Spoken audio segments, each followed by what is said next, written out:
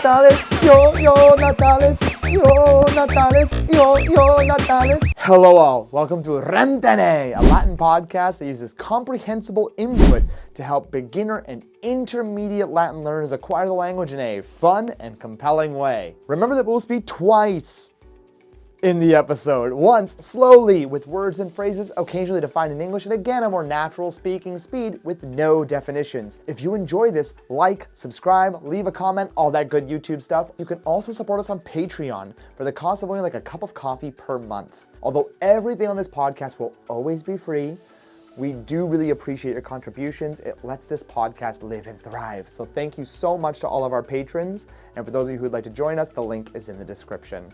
There you'll also find a thriving community where we post weekly updates among other Latin and ancient Greek content. Sat nugarum ad rem. Salvete sodales. Haec series est Rem Tene. Es series sermonum latinorum ad linguam latinam discendam. Mihi nomen est Andreas, et hodie vobiscum diem natalem seriei Rem Tene celebrare velim. I would like to celebrate Rem Tene's birthday. Vobiscum diem natalem seriei Rem Tene celebrare velim. Bye-bye! Wow! Bye-bye! Sodales, iam unum annum integrum. Whole, entire, integrum, aestate proxima excepta, except for last summer, aestate proxima excepta, episodia en lucem edimus. We have been bringing out into the light. We have been publishing.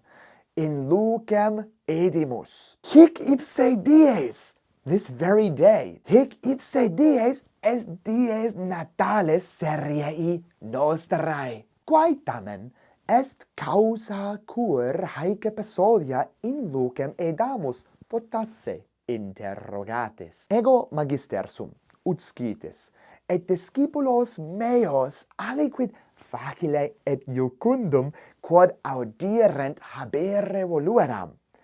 Volo omnes qui linguam latinam discunt habere aliquid quod facile intellegunt et iucundum est, et iam de fabulis Graecis et Romanis, de rebus gestis Romanis, about Roman history, about deeds done by the Romans, de rebus gestis Romanis, de rebus quotidianis, about everyday things, about everyday matters, de rebus quotidianis, et de nugis collocuti sumus. We have talked about, we have chatted about, collocuti sumus. Maximas gratias agere volo vobis, o auditores, o spectatores, quia hoc iter fecimus vobiscum, et optimi fuistis et estis comites, companions, comites.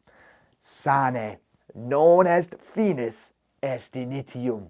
Multa habemus quae dicere volumus. Volumus etiam vos hoc interrogare. Quae episodia maxime vos delectaverunt? Et quas res alias audire vultis? Scribite nobis. Bene, vivat lingua latina! May the Latin language live. Vivat lingua latina!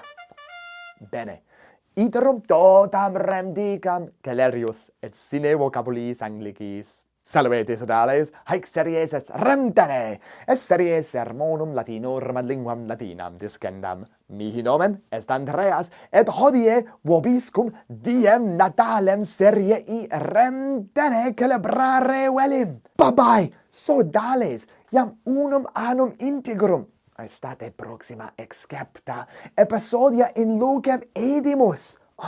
Hic ipse dies est dies natales seriei nostrae. Quae tamen est causa cur haec episodia in lucem edamus fortasse interrogatis. Ego magister sum, ut scitis, et discipulos meos aliquid facile et iucundum quod audierent habere volueram. Volo omnes qui linguam latinam discunt habere aliquid quod facile intellegunt et iucundum est, et iam de fabulis Romanis et Graecis, de rebus gestis Romanis, de rebus quotidianis, et de nugis collocuti sumus. Maximas gratias agere volo vobis, o auditores et spectatores, quia hoc iter fecimus vobiscum, et optimi fuistis et estis comites. Sane, non est finis, est initium, habemus multa quae dicere volumus. Volumus etiam vos interrogare hoc, quae episodia maxime vos delectaverunt, quas alias res audire vultis. Scribite nobis. Vivat lingua Latina! Iam salutare volo aliquem et discipulos eius, qui seriem Rem Tene audiunt, et fortasse spectant. Salvete Paulae Fleck, et discipuli apud Barrington Middle School Prairie Campus. Gratias vobis maximas agimus quod nos auditis. Rem Tenete discipuli optimi, et verba sequentur.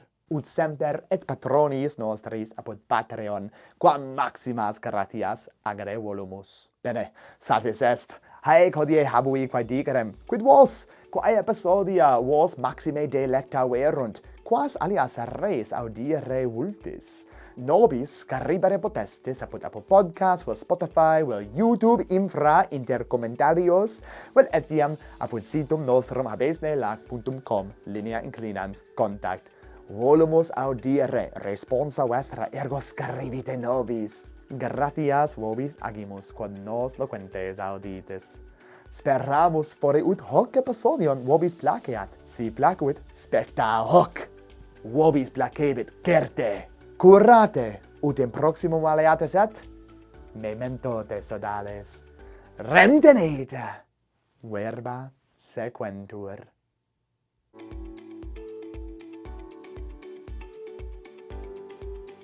Potestis ne credere nos honc unum annum hoc fecisse? Mirum! Bye-bye. Maxime gaudeo!